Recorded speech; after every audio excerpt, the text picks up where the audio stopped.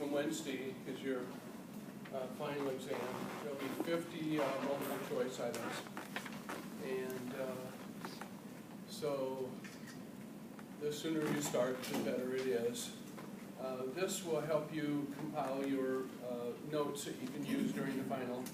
I said that you could use one page of notes, front and back. So these are specifically most of the things that I test over. If you use the book and some of your notes and things, you can, I think that'll, if you study them, it will give you a chance to do real well on the final. Yeah? Can the page of notes be typed or hand, because that'd be handwritten? Yeah, I assume that they'll be typed so you can use small fonts and, get more information. Microscopic. That's what we're doing. Well, let me go through and just make some comments for you. Feel free to ask questions. Yeah. Will these be posted on campus? No, I just like to reward people who come to class and not reward people that don't come to class. So I'll just have this in class. The scientific method is the procedure that we use to make sure that we get valid information. You've heard a lot in the news lately about, what is it called, false information or Fake news. alternative news, false news, and things like that. So the scientific method means that you really take a lot of pain to make sure that your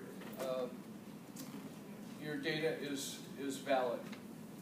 And so we call it evidence-based. There's some evidence and basis to show that your facts are true. And the way you do that is you're kind of skeptical.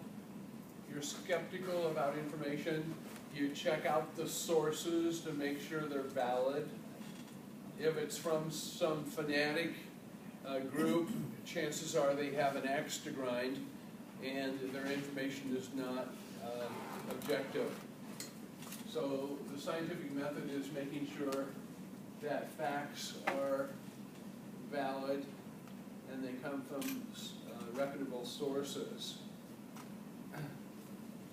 Most of the mainstream news, including television stations and newspapers, are fairly valid because their objective is to enlighten people, but the fringe news, that's questionable. Well, the research methods are correlation and an experiment, and so we said that the correlation is is the strength of the relationship between two things or two variables. Now, most items are not correlated, like the color of your shoestrings and the color of your hair may not be correlated, but some things are correlated, and that means the more we see one, the more we see the other. I gave you the example of rain and umbrellas. The more we see rain, the more we see umbrellas. You can express that in a coefficient, percentage-wise. It's called the coefficient. So if when it's raining, half the people have umbrellas, then your correlation is 50%, or your coefficient is 0.50.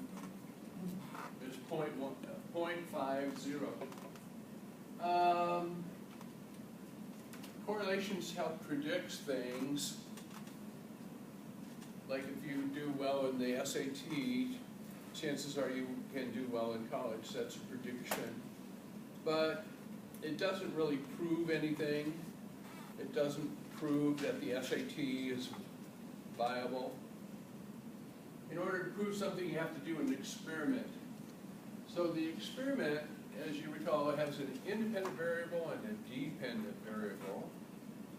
And the independent variable is a special treatment that you're trying to test, like vitamin C.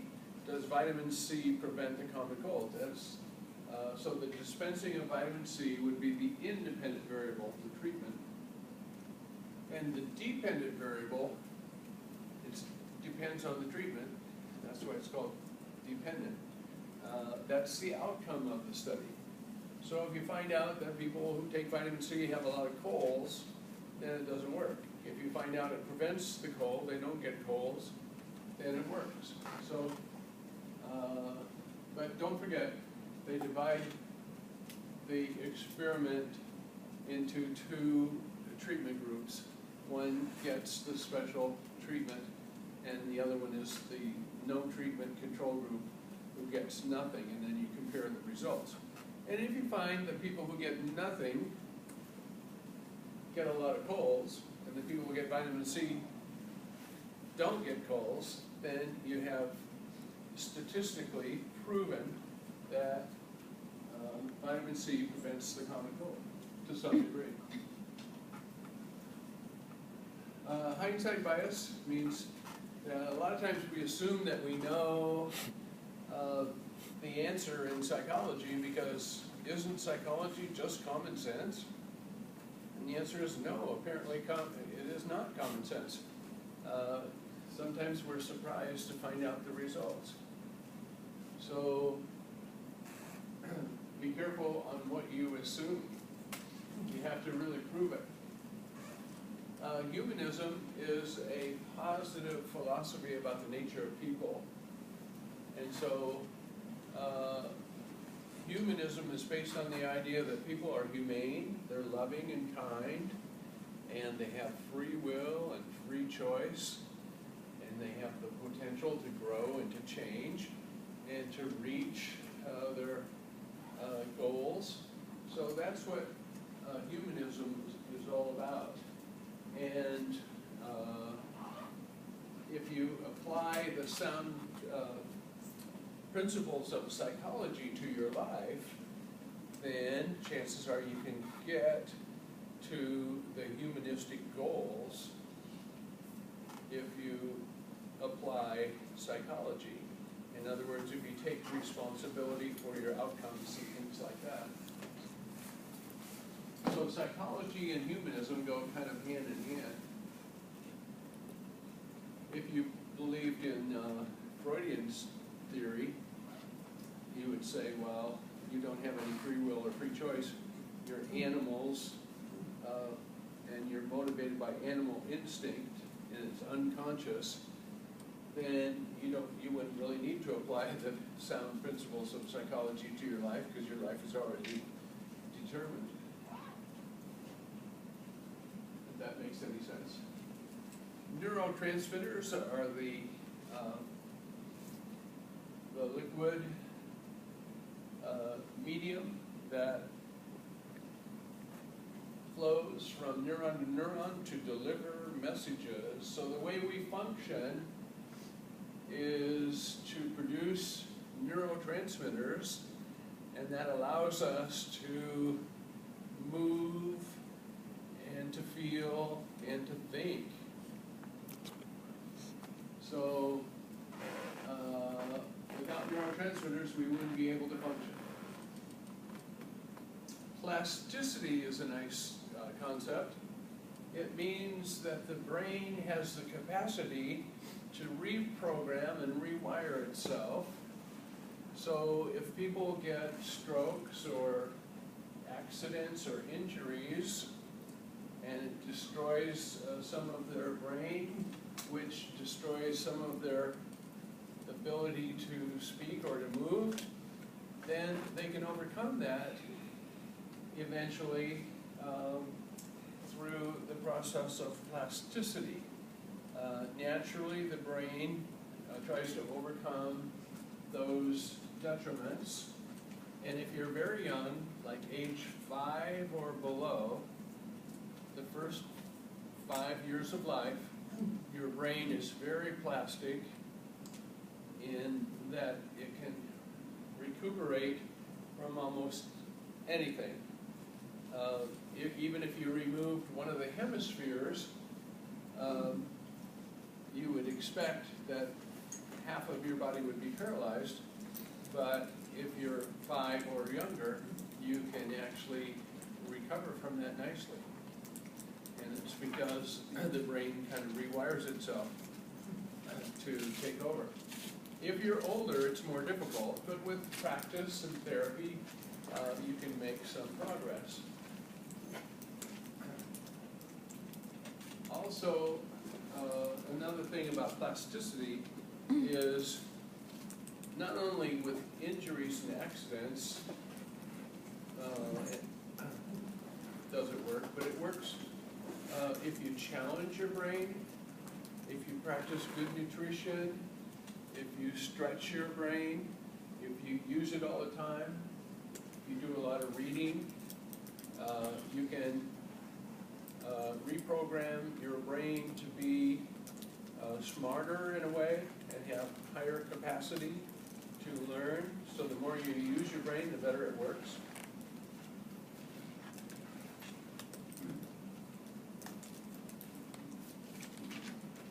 The evolution perspective, as you recall, we ran across that several times in the class. The evolution perspective tells us that if we have a common history in our background of certain behaviors, those are the behaviors that we learn first. So if our ancestors had long periods of time where they were fearful of poisonous spiders and snakes, and they had vast appetites to eat when food was available, those behaviors led to survival. And so even in modern people who don't really have to do those things, since we have a common history, those are the things that we learn best. So we learn to be fearful of spiders and snakes, and we learn to have fast appetites, and that's the way it works. NS stands for natural selection. Natural selection means that nature automatically chooses the species that fit their environment to survive. And if you don't fit your environment very well, then you die out. So consequently, everything is always changing, and that's what evolution means. It means evolvement or change. So the bottom line for evolution goal is survival of the species. So it's all about reproduction and having babies and saving babies. The neural network is a nice concept. When you first start your college career, your neurons are not necessarily connected very well. And as you study academically, you read and you test and you write,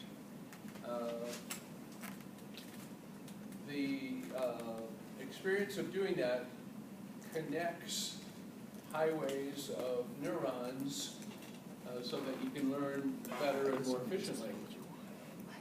So when you're a sophomore, the classes become a little easier. And when you're a junior, they become easy. And when you're a senior, they're easier. And if you go to graduate school, it becomes more easy. So it's not how smart you are that gets you through college.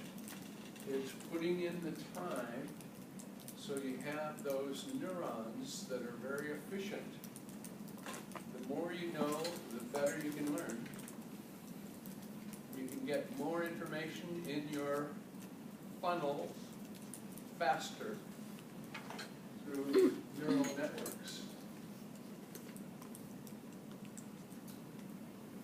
Sympathetic and parasympathetic branch,